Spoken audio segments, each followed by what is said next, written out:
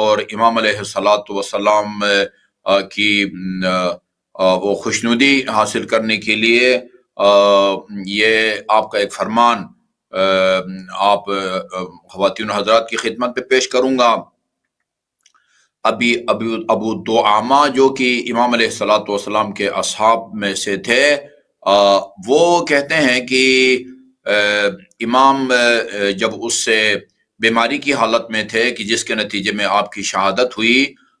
کوئی طبیعی بیماری نہیں تھی، وہی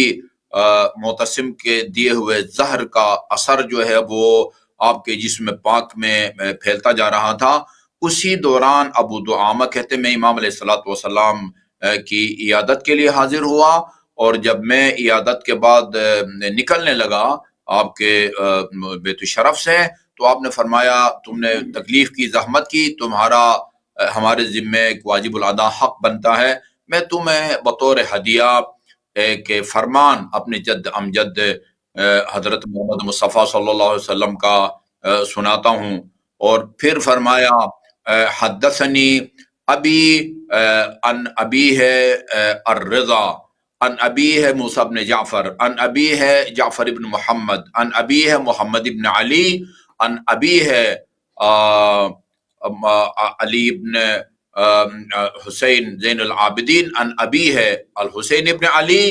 ان ابی ہے ان علی علیہ الصلوۃ والسلام، ان رسول اللہ، یعنی آپ نے اپنے معصوم آباء و اجداد کے واسطے سے رسول خدا کا یہ فرمان پیش کیا، اور وہ فرمان یہ تھا کہ آپ نے فرمایا الایمان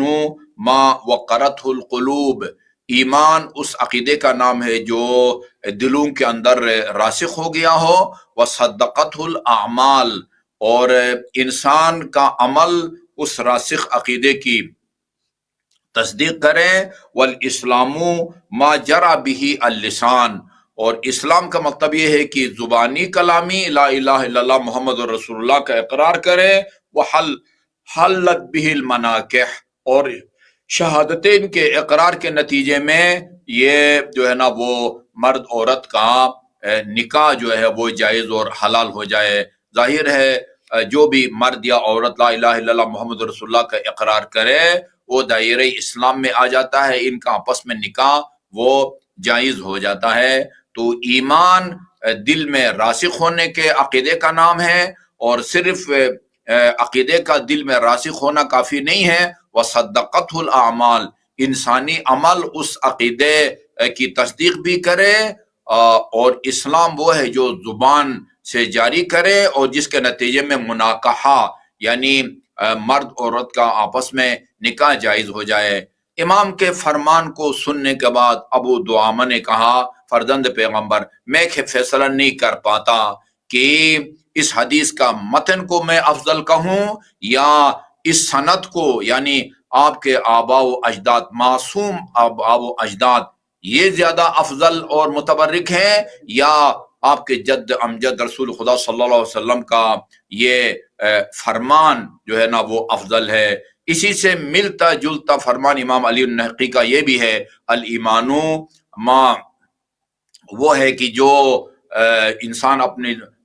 زبان سے وہ جاری کرے، الایمان الاقرار باللسان، ایمان زبانی اقرار، والاعتقاد بالجنان، اور دل کا راسخ عقیدہ، والعمل بالارکان، ایمان، یہ تین چیزیں جب جمع ہو جاتی ہیں تو وہاں ایمان جو ہے وہ جنم لیتا ہے۔ یعنی جو آدمی یہ تین کام کرے وہ مومن کہلانے کا حقدار بنتا ہے، الاقرار باللسان، زبان سے اقرار کرے، والاعتقاد بالجنان، دل سے معتقد ہو، والعمل بالارکان، اور اس سے یعنی راسخ ایمان کی عمل کے ذریعے تصدیق کرے۔ اللہ تعالی ہمیں امام علیہ الصلوۃ والسلام کے اس فرمان پر عمل کرنے، ایمان راسخ اپنے دل میں پیدا کرنے اور اعمال کے ذریعے اس ایمان کی تصدیق کی اللہ تعالی ہمیں توفیق عطا فرمائے۔ اللہم اجعل عواقب امورنا خیرا، اور اللہ تعالی ہم سب کی عاقبت بخیر فرمائے انشاءاللہ۔